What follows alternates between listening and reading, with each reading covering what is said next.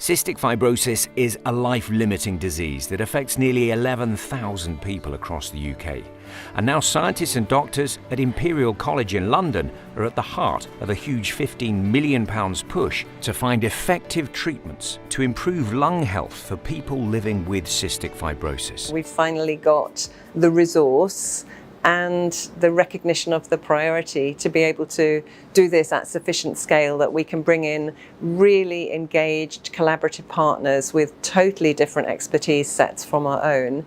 And I think by bringing those together, it's a really exciting space to be working in. CF is a disease that causes huge issues for people. Sarah Sharp was diagnosed as a baby, and it's affected every aspect of her life.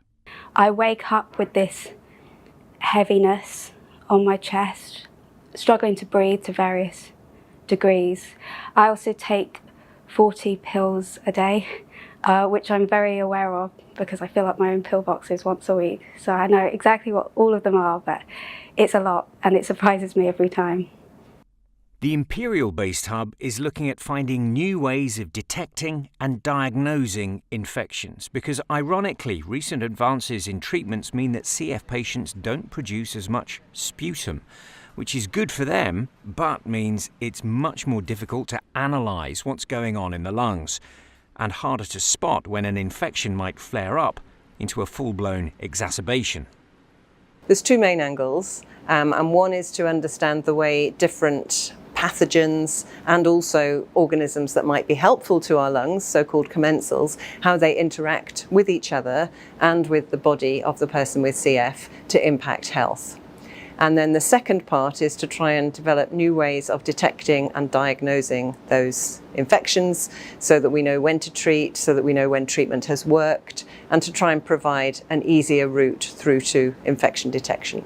I think we hope ultimately that we will be able to have tests or a basket of tests with which somebody can say, these are the infections that I've got and this is the impact that it's predicted to have on my health, to guide the way people can manage their health, to avoid over-treatment in patients who may not need it, and to target treatments more specifically in patients when and if they do need it. This new project offers the hope of potentially transformative developments for managing lung health, thanks to a new model of working that brings specialists together from across the UK, based around 4 hubs in Liverpool, Manchester and Cambridge, as well as London. So doctors and scientists can share knowledge and progress in labs and using the latest machine learning and artificial intelligence computers to crunch vast amounts of data and track responses in the real world to dramatically speed up progress.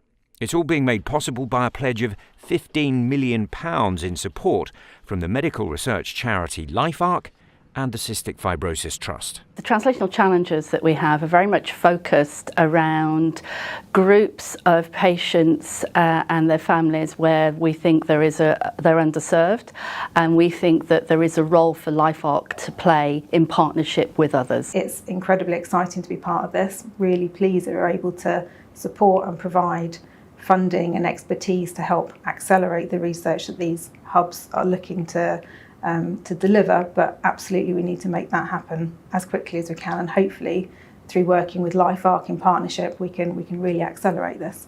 The sort of magnitude of scale and ambition that we can realise with such a highly funded network, which we would not be able to get funded for individual projects.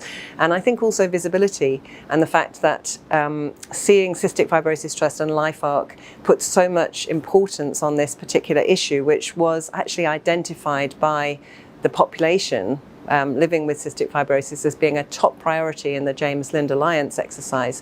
I think that really gives a lot of hope that we will be able to actually make substantial progress rather than just small incremental improvements.